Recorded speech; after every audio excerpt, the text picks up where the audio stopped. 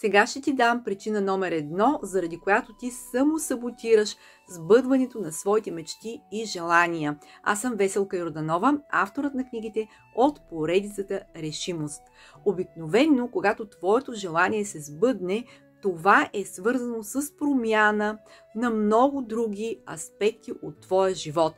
Ти трябва да се разделиш с много удобни навици, които удобни навици се наричат скрити изгоди, заради които ти се самосаботираш.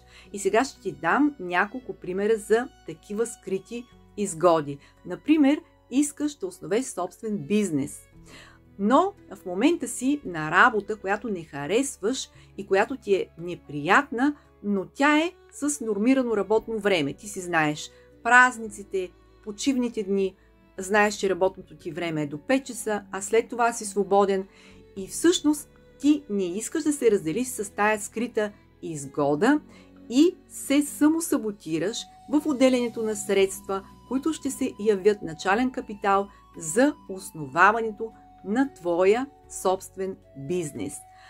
Ето още един пример. Искаш да си построиш нова къща, но много добре знаеш, че тя ще бъде в село, което е съседно на града, в който живееш. А в момента ти си на 5 минути пешеходно разстояние от своята работа. И това се явява твоята скрита изгода, заради която ти не можеш да намериш свободно време, в което да започнеш да действаш в посока на новото си желание да си построиш нова къща.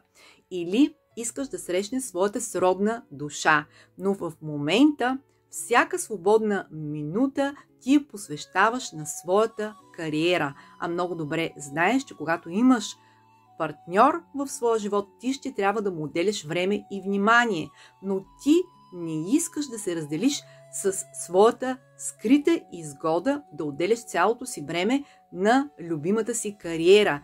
И ето защо се самосаботираш, като не ходиш на нови места, където може да срещнеш своята сродна душа.